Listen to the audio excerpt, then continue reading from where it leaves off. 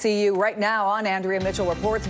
Good day, I'm Chris Jansing in for Andrea Mitchell, continuing our breaking news coverage of a national manhunt. Multiple law enforcement agencies at this hour trying to determine who is behind the delivery of suspicious packages containing explosive devices. And more packages, of course, if there is any DNA, would they know if there are fingerprints by this point? And what don't they know yet? So you've got these investigations unfold, the things that these hundreds of investigators are doing right now, versus the science of profiling and what we know about the list of targets, all people who have criticized the president before. It was meant for Eric Holder. Her name.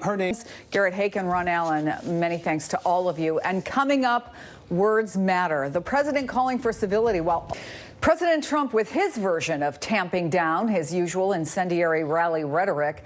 But even as bomb scares targeted some of his most high-profile critics, the president came out swinging again. Joining me now, repeatedly by the president on the campaign trail. At one point, you had to get security because of. So where do we find this, if there's to be fairness here? Fairness of what the president has to say and the mood that he's created versus, as Charlie said, some responsibility by maybe a lot of people. I think Jonathan Dienst, who has some new information for us. We're going to take a quick break and be back with more right after this. Breaking news on exactly where those bombs came from that targeted Trump critics. Jonathan Dienst, a courier, or that someone hand-delivered them to George Soros's mailbox. No, they were all her name and address as the return name and address. Nevertheless, could that provide some clues to investigators? That is one. Say yesterday, I think this is from Chuck on Meet the Press Daily.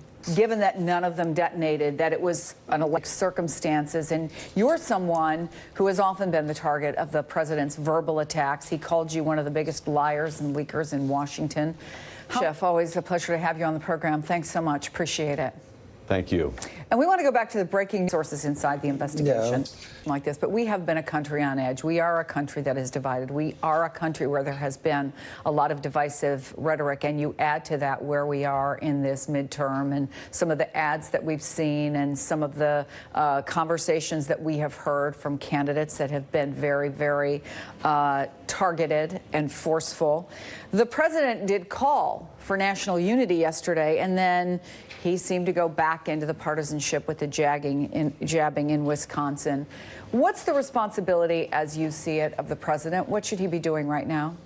If indeed that's what he's doing, and we know from some of the past then they're going to look to try to if these didn't work, let's see what else we can do and maybe how we can do it differently. Having said that, as all of these agents and various agencies are working on this, the fact that it now looks like they may have come from Florida, that they're able to look at Debbie Wasserman Schultz's records and see. Jonathan Dienst, for your new reporting. Thanks to both of you gentlemen. Really appreciate it. Coming up, personal phone calls are under increased scrutiny today. The New York Times reports that let me just sort of bring this around, wrap this up if we can.